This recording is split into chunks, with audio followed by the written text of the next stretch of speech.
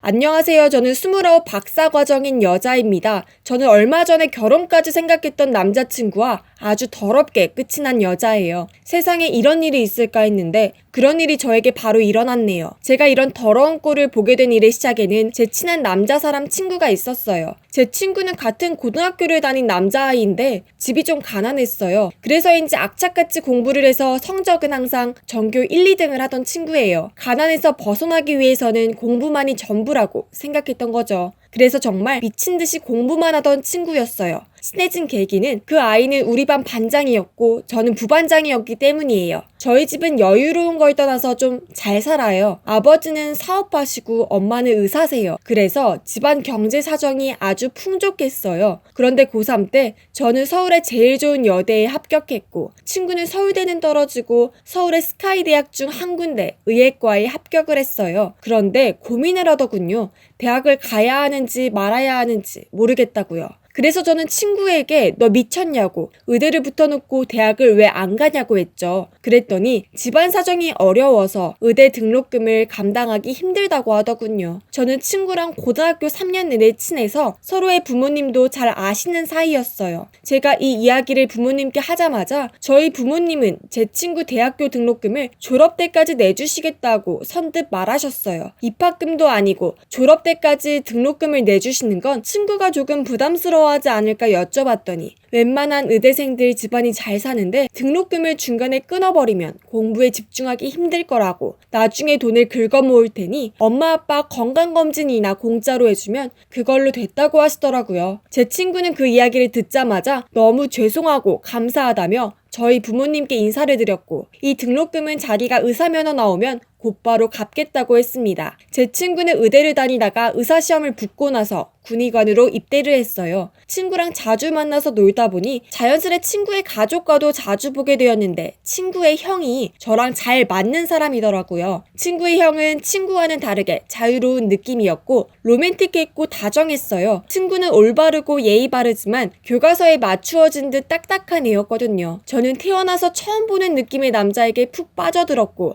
결국 저는 친구의 형과 연애를 시작하게 되었습니다. 이것이 모든 비극의 시작이었죠. 친구의 형은 연극과를 나온 배우 지망생이었습니다. 얼굴도 잘생겼고 키도 컸어요. 그렇지만 연기자가 목적이었기에 예술가들과는 많이 어울렸고 그들의 사이클은 일반적인 저희 같은 사람들과는 크게 달랐어요. 평일에도 아침까지 술을 마시고 남자 여자 상관없이 같이 생활하고 그런 사람들이 많았죠. 그리고 한방을 믿는 것 같았어요. 연예인들 한방이잖아요. 그래서 지금은 거지같이 연극 포스터를 붙이고 다녀도 나중에 기획사 눈에 잘 들어서 한방 크게 CF만 찍어도 이렇게 거지같이 살았던 거 다 보상받을 수 있을 거라 믿는 사람들이요. 그런 사람들과 일거수일투족을 함께한 사람이었어요. 당시에는 얼굴도 괜찮고 목소리도 멋있고 그리고 무엇보다 예술인이라는 게 저한텐 가장 큰 로망? 뭐랄까? 저와는 완전 다른 세계의 사람인 것 같았죠. 그래서 그를 사랑했고 그의 꿈을 응원하기 위해서 저의 돈을 쏟아부었어요. 다른 힘든 희극인들보다 경제적으로 풍요로웠으면 하길 바랬거든요. 명품 옷 입히고 싶고 화장품도 비싼 거 발리고 싶고 머리도 항상 강남의 좋은 샵에서 관리받길 바랬고 그래야 그 사람들 사이에서 빛이 날 것 같았고 금방이라도 연기자로서 대박치기를 바랬거든요.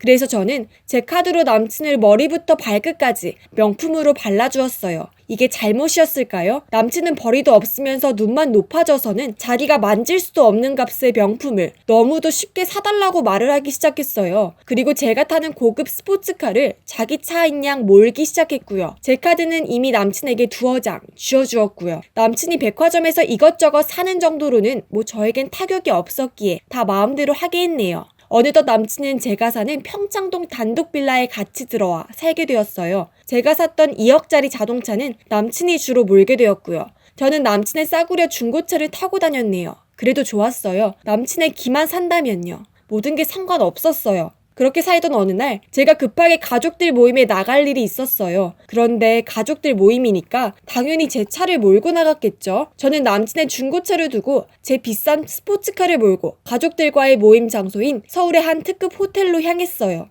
그리고 가족들과 함께 식사를 하고 있었어요. 그런데 남친에게 전화가 오더라고요. 차 어딨냐고. 무슨 소리냐고. 그랬더니 제 차 어딨냐고 묻대요. 그래서 내 차는 내가 가족들 모임이 있어 내가 몰고 나왔다고 했죠. 그랬더니 남친이 말도 없이 그렇게 가져가면 어떡해 이러는 거예요. 마치 저를 자책하는 듯한 말투로요. 근데 순간 어이가 없는 거예요. 제가 제 돈 주고 산 제 차를 몰고 나가는데 남친한테 허락을 받아야 하는지요. 그리고 그날은 그냥 두고 지나갔어요. 그리고 며칠 뒤 과속 과태료 우편물이 날라왔어요. 제가 다니는 대학원이 아닌 다른 여대 앞에서 찍힌 과속 경고장인 거예요. 그때 촉이 왔죠. 얘 나 말고 다른 여자를 만나고 있구나 하고요. 저는 일부러 그때부터 버스도 타지 않고 제 스포츠카를 항상 몰고 나갔어요. 남친에겐 싸구려 중고차가 있으니. 그런데 계속 남친은 불만이었어요. 왜 자꾸 말없이 제 차를 가져가냐고요. 그래서 너 어차피 출퇴근하는데 차만 있으면 되잖아. 내가 내 차 가지고 간다는데 왜 자꾸 뭐라고 하냐고 그랬더니 또 말은 못하죠. 자기도 저한테 할 말이 없으니까요. 그런데 어느 날 모르는 번호로 전화가 왔네요. 누구냐고 했더니 자기는 내 남친의 여친이래요.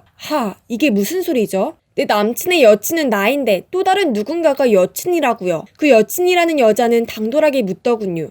저더러 누구냐고. 자기는 사귄 지 반년 됐다고. 제 차를 저보다 더 많이 몰고 다니던 시기가 딱 반년 전쯤이었을 거예요. 저는 그 여자에게 만나자고 얘기했고 그 여자애도 그러자고 했네요. 그리고 그 여자애는 자신이 다니는 여대 앞으로 저를 불렀죠. 만나본 그 여자애는 끼키야 22? 굉장히 앳돼 보이는 얼굴이었어요. 저한테 당돌하게 이러더군요. 자기는 오빠랑 반년 사귀었고 오빠한테 매달리는 늙은 여자가 있다는 말을 들었는데 당신이냐고. 그 가방, 그 구두 다 오빠가 불쌍해서 사준 거라고. 그러니 그거 먹고 떨어지라고 그러더라고요. 정말 어이가 없어서 제가 이랬죠. 네가 안고 있는 가방, 네가 신고 있는 구두 금수저가 아닌 이상 사기 힘든 가격인데 너 금수저니? 아님 누가 사줬니? 하고 물었더니 우리 오빠가 사줬대요. 그거 다 누구 지갑에서 나온 돈인 줄 아냐? 했더니 말을 안 해요. 그건 다 내 지갑에서 나온 돈이다. 너도 어려 보이니? 그 정도야 내가 베풀 수 있으니 가져라. 너도 늙은 병신 같은 남자한테 농락당한 거니? 그 정도야 위자료로 가져도 될 것 같으니. 그런데 그 남자 더 만나면 어리고 창창한 네 앞길만 망친다.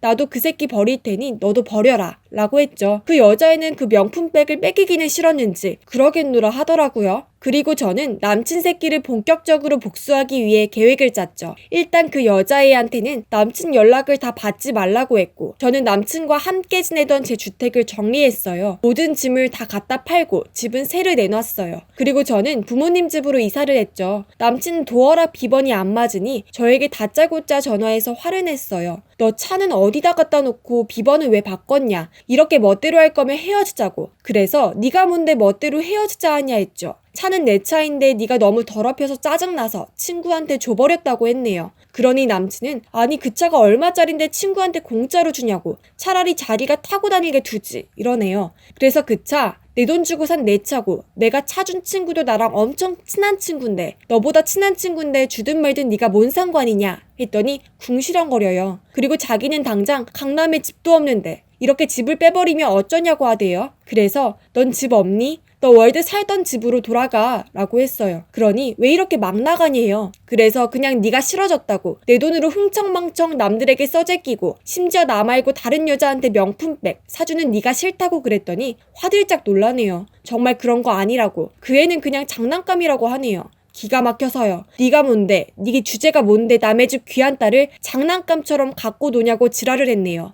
남의 집 어리고 어린 귀한 딸을 갖고 놀고 너한테 몇 년간 헌신한 여자친구 돈은 그 장난감 갖고 노는 데 쓰고 네가 참 분수도 모르고 날뛴다고 했더니 그런 거 아니라고 변명만 해대네요. 남친과 남친네 부모님은 계속 제게 전화를 해대고 저희 부모님 집까지 찾아와서 이때까지 얘가 누리고 쓰던 가락이 있는데 이제와 지원을 끊으면 얘더러 우리더러 어떻게 사냐고 하시네요. 듣다 못한 저희 엄마는 우리 딸이 댁내 아들 부모도 아니고 고작 여친이었는데 어디까지 지원을 해줘야 하냐며 이미 다른 여자 만나서 바람까지 핀 남자를 뒷바라지 해줘야 하느냐며 정신 차리시라고 했네요. 그런데도 저희 집에서 억지를 부리며 안 나가시던 남친과 남친 부모님, 결국 제 친구인 남친 동생이 와서 소리를 질러야 정리가 되었네요. 제 친구인 남친 동생은 번듯한 의사가 되었는데 부모님한테 일절 한 푼 안 준대요. 그래봤자 이상한 데 사업한다고 나대고 그런다고 정말 생활비 할 수 있을 정도의 금액만 담은 체크카드만 드린다고 하네요. 저희 부모님은 웬만하면 친구